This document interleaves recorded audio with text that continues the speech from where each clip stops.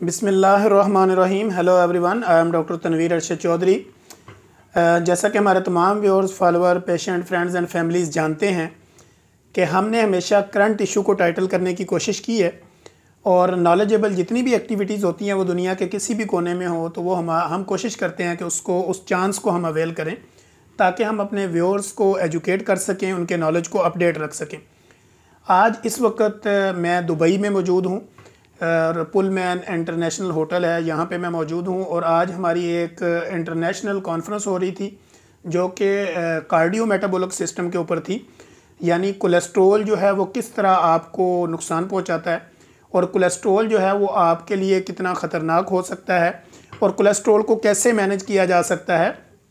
और कोलेस्ट्रॉल की रीज़न्स क्या हो सकती हैं। यानी कोलेस्ट्रॉल जो है वो बेसिकली आपके दिल के साथ आपके गुर्दे, फिर आपके जो लिवर्स है, फिर इस तरह आपकी हाइपरटेंशन में किस तरह इन्वॉल्व होता है और उसको कैसे कंट्रोल किया जा सकता है। ये आज का हमारा मौजू होगा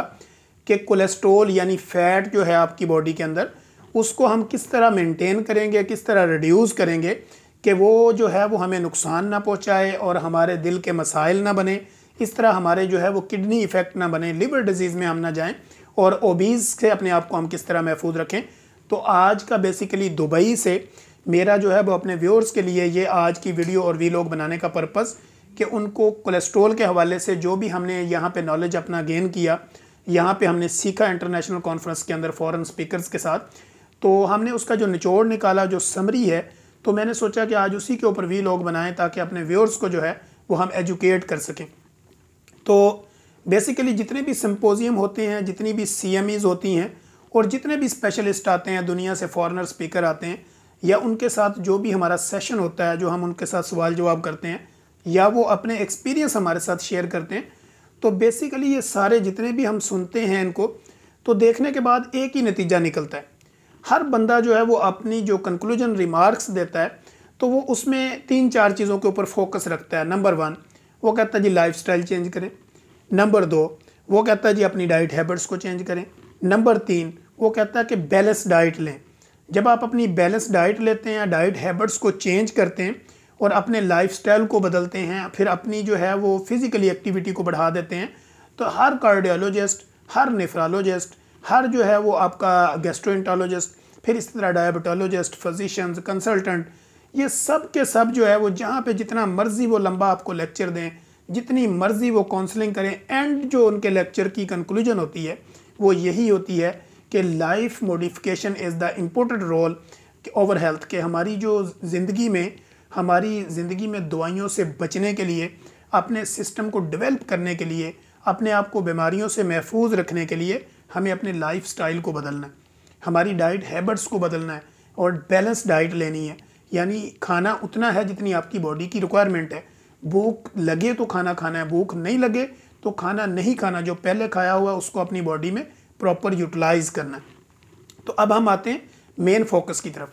कोलेस्ट्रॉल बेसिकली है क्या चीज़। जितनी भी हम जो ना हाई कार्बोहाइड्रेटेड जितनी भी डाइट्स लेते हैं, जिसमें तमाम किस्म की कोल्ड ड्रिंक्स हैं, केमिकेटेड जूस हैं, डब्बा बंद जूस हैं, इस तरह की स्वीट डिशेज़ हैं, आइसक्रीम्स हैं, इस तरह फास्ट फूड है, ये वो चीज़ें हैं जो हम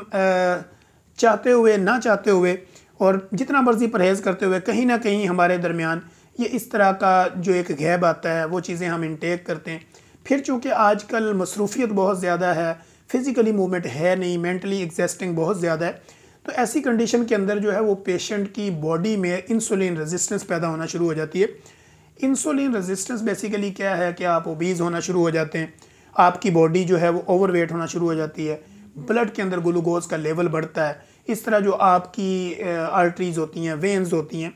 तो जब आपकी बॉडी में इंसुलिन रेजिस्टेंस होती है, ग्लूकोज का लेवल प्रॉपर जो है वो वहाँ पे उस तरह जो उसकी मेंटेनेंस लेवल है उससे बढ़ जाता है, तो वो फिर जो आपकी नालियाँ हैं ब्लड वाली, उनके अंदर जो है वो थिकनेस पैदा होना शुरू हो जाती है, तंगी आना शुरू हो जाती है। तो ये वो कंडीशंस होती है कि जहाँ पे जैसे ही आपका चूँकि इंसुलिन रेजिस्टेंस बढ़ेगी, लिपिड्स बढ़ेंगे, फैट बॉडी में बढ़ेगी, आप ओबीज़ होंगे, मोटापा होगा,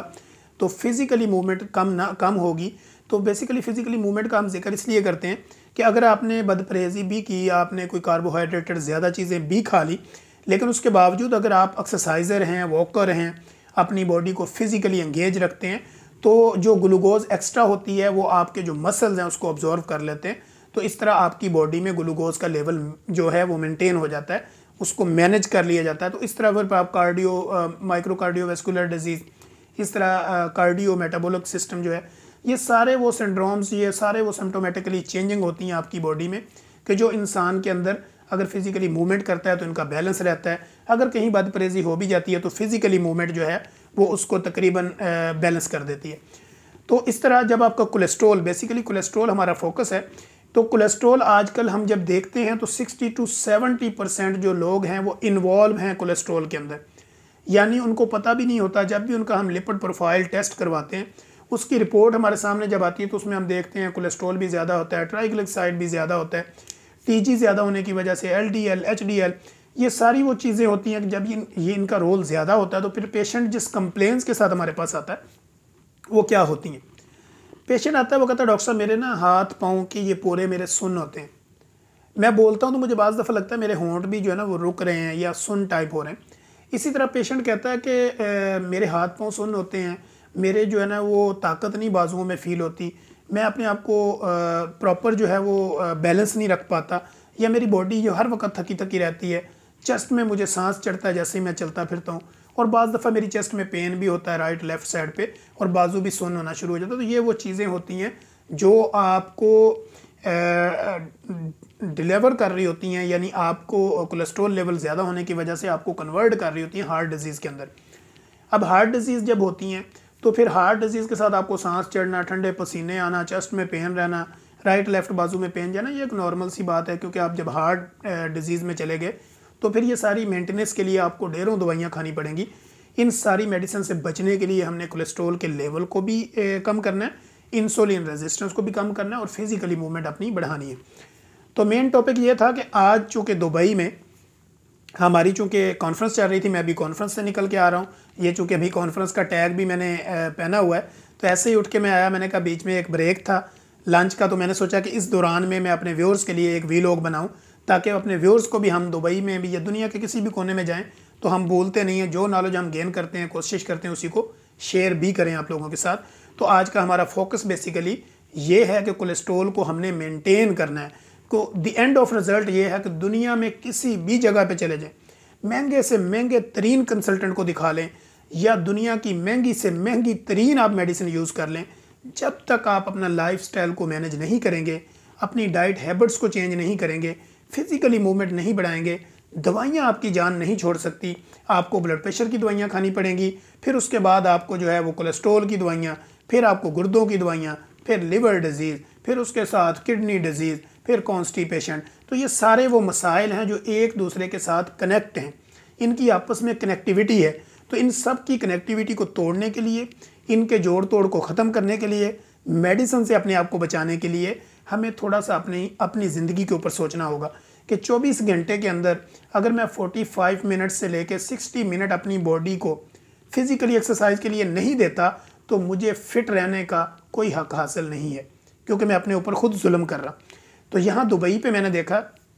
जब हम सुबह ब्रेकफास्ट के लिए जाते हैं तो मैंने यहाँ पे देखा उनके ब्रेकफास्ट में जौ का दलिया है, फ्रेश जूसेस हैं, इसी तरह बॉयल एग हैं, और ऐसी हाईली प्रोटीन और हाईली जो है ना वो फैटी चीज़ें हैं, यानी लो कार्ब जो है वो कम है। और जहाँ पे हम इनके शाम के खानों में जाते हैं या कहीं पे हमें लंच डिनर मिलता है तो हमने देखा है नीम गर्म वाटर है, सैलड है, फ्रेश फ्रूट्स हैं, और बहुत कम देखने को मिला कि यहाँ पे कढ़ाइयाँ, खाबे और जो हमारे वहाँ पे होते हैं सिरी पाए, नान, बोंग, हलवे, ये बहुत कम यहाँ पे यूज़ है। ज़्यादातर हमने देखा है कि यहाँ पे लोग जो है ना वो सैलड खाते हैं, फ्रूट्स खाते हैं, फिज़िकली एक्टिविटी करते हैं, ग्रीन टी का इस्तेमाल करते हैं, सूप लेते हैं, इसी तरह वो और किस्म की जो उनकी पनीर वगैरह है उसका इस्तेमाल करते हैं, तो लोग बड़े हेल्दी हैं। हम रात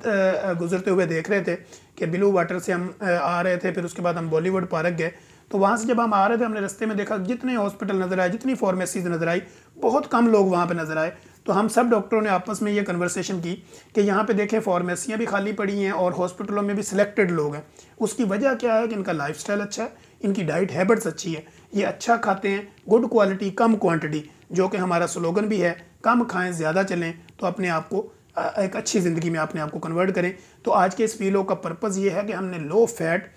और लो कार्ब, यानी बहुत ज़्यादा चर्बी, चिकनाई, चीनियाँ वगैरह इनका इस्तेमाल कम करना है, ताकि हम कोलेस्ट्रॉल से अपने आप को बचाएं और अपने आप को बीमारियों से बचाएं। जब आप खुद महफूज होंगे तो आपका पूरे का पूरा घराना महफूज होगा। तो इंशाल्लाह हम कोशिश करेंगे कि अपने नेक्स्ट एपिसोड के अंदर एक नई इन्फॉर्मेटिव वीडियो के साथ दोबारा आप लोगों के लिए हाज़िर हों। तब तक के लिए इजाज़त दीजिए। अल्लाह हाफिज़।